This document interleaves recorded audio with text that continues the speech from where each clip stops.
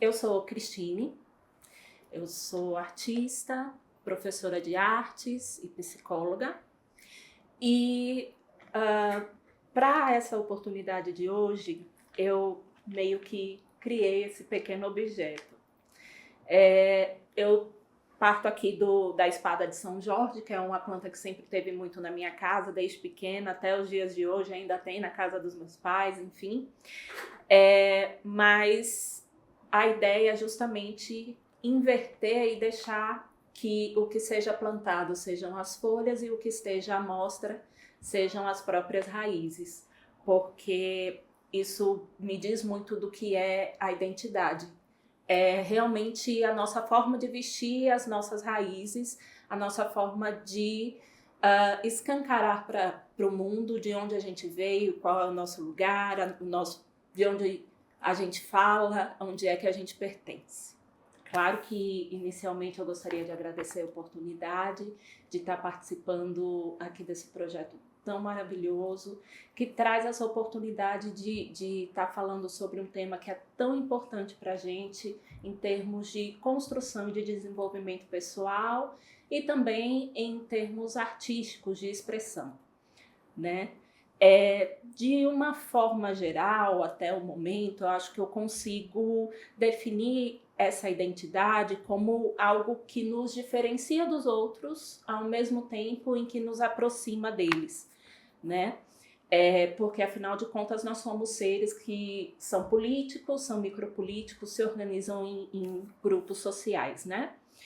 E, diante disso, eu percebo a importância de falar dessa questão da identidade também como algo que é mutável, que está em constante movimento, em constante construção, assim como nós estamos, né? Eu acho até um pouco difícil separar a identidade da gente, é como separar o corpo da gente, né? Eu acho que nós somos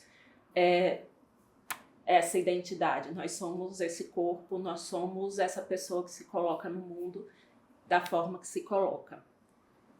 Então, de início, eu gostaria de falar um pouco de algumas questões que são relacionadas a esse processo de construção da minha identidade, que ainda corre, né, que ainda se encaminha, e como elas vão se ligando ao meu trabalho nas diversas áreas.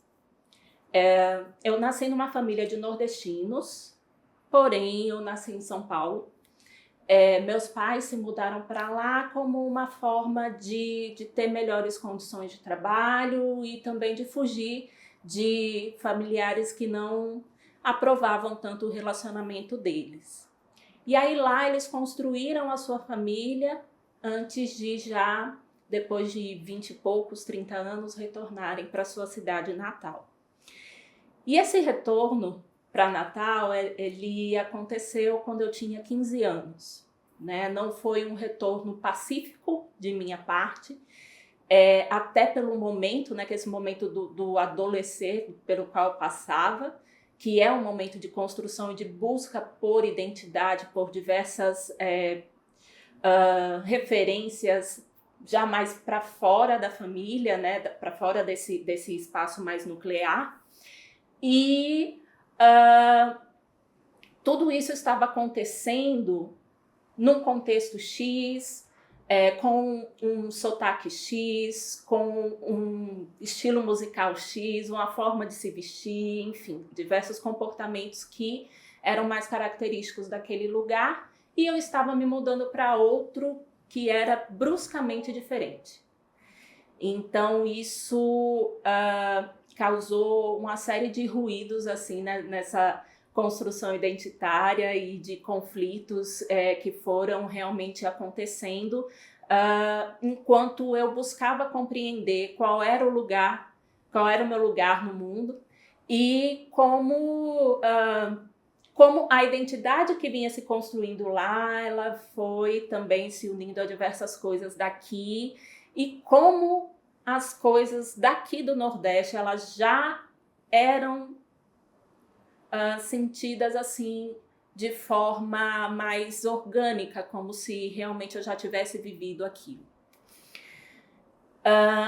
Então, eu imagino que essa tenha sido a a vez que eu me deparei de forma mais escancarada com essa questão da identidade, né? Muito embora em São Paulo, ser parte de uma família que é nordestina e ser não branca, estudando numa escola que é particular, com muita dificuldade, muito empenho financeiro dos meus pais, já causava certos ruídos e situações de preconceito veladas que eu só fui entender, só fui perceber anos depois. Ainda nesse momento, essa questão era que era mais forte para mim, a dessa mudança, desse contraste cultural e de como eu poderia me acostumar, me sentir parte também desse lugar. A questão desse preconceito velado, dessas situações que aconteciam, desse fato de mesmo dentro da minha família, né, da minha família ter sido construída basicamente em torno do sofrimento com essas violências, né, sendo nordestinos em São Paulo, e as brigas que meu pai arranjava porque as pessoas chamavam ele de Paraíba, de baiano, todas aquelas questões xenofóbicas que são, infelizmente, bem comuns. Embora tudo isso acontecesse, não era muito falado em casa, né? Não sei se por uma tentativa de cuidar para que eu não me preocupasse com aquilo, ou simplesmente por um próprio sentimento de inferioridade, não sei. Mas era algo que não era muito falado, embora acontecesse com bastante frequência, né? Os lugares que a gente ocupava eram lugares periféricos, a gente já chegou a morar em barracos, em favelas, a possibilidade de se conseguir o aluguel de uma casa era bastante difícil, então houve todas essas questões engendradas nessa construção familiar.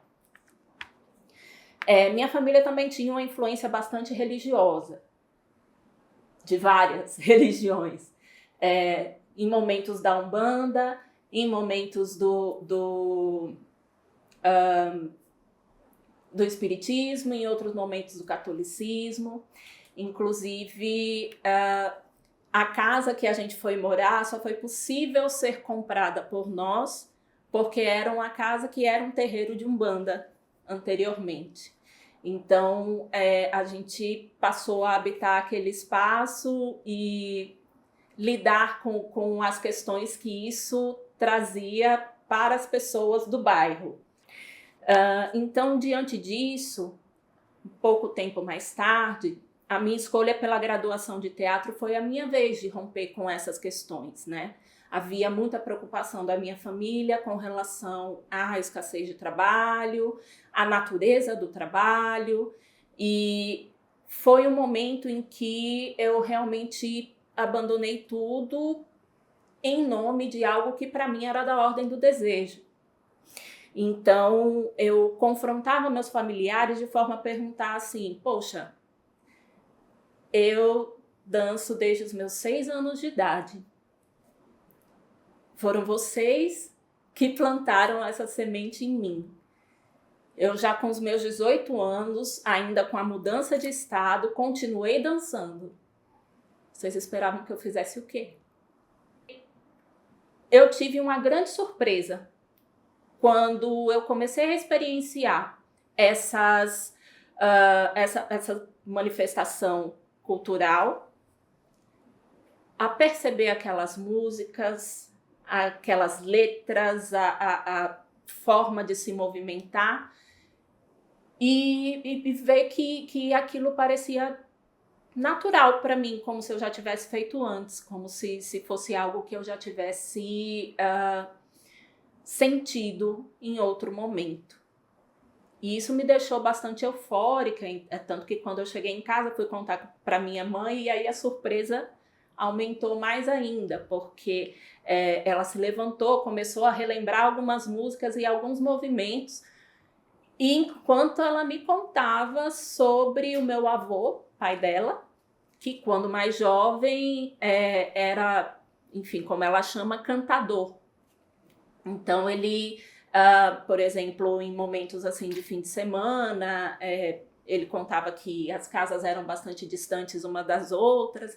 Então aí ele começava num movimento assim de quando ia ficando no finalzinho da tarde, as pessoas iam para o terreiro das casas e começavam a tocar os instrumentos e as cantorias, e todas as pessoas do entorno que escutavam aquele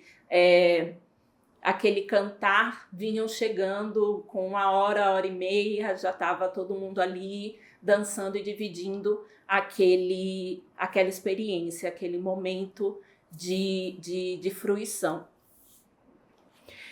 E essa experiência de aprendizado dos costumes e crenças, assim, de geração para geração, né? Elas interferiram diretamente na minha forma de encarar a docência, né? É uma mudança sutil, mas que é determinante na hora de você estar em contato com o aluno.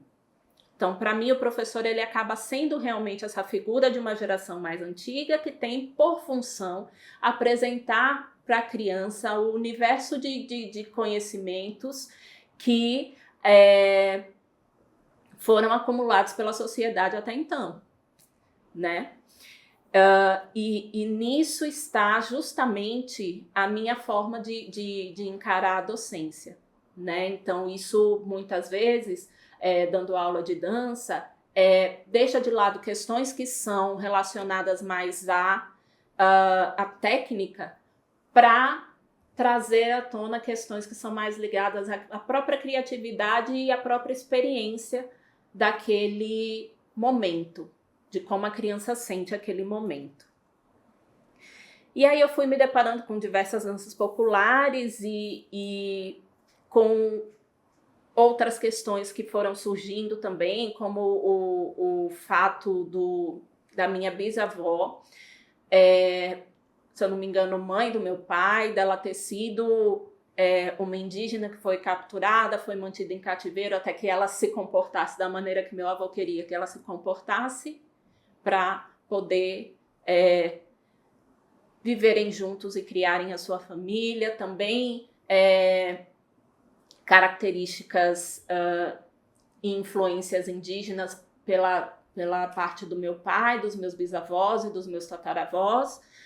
Mas, enfim, com algumas coisas que eu conheci diretamente e outras não pude conhecer, só tive a oportunidade realmente de sentir. Foi nessas presenças e ausências, tanto de pessoas quanto lugares, informações, características, que eu me entendi entrelaçada às diferentes influências que eu tive.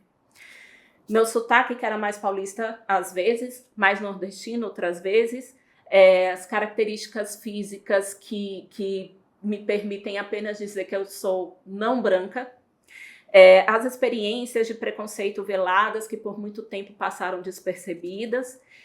E nisso eu troquei as certezas por questões e me coloquei num espaço de entrelaçamentos, né? Seja de influências culturais, seja de influências das diferentes linguagens da arte.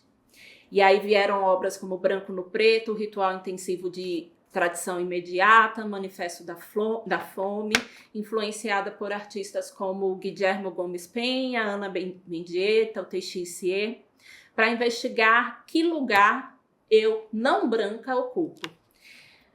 Que arte e que aspectos da cultura nordestina me formam, como a dança está presente no que eu faço, independente da área ou linguagem.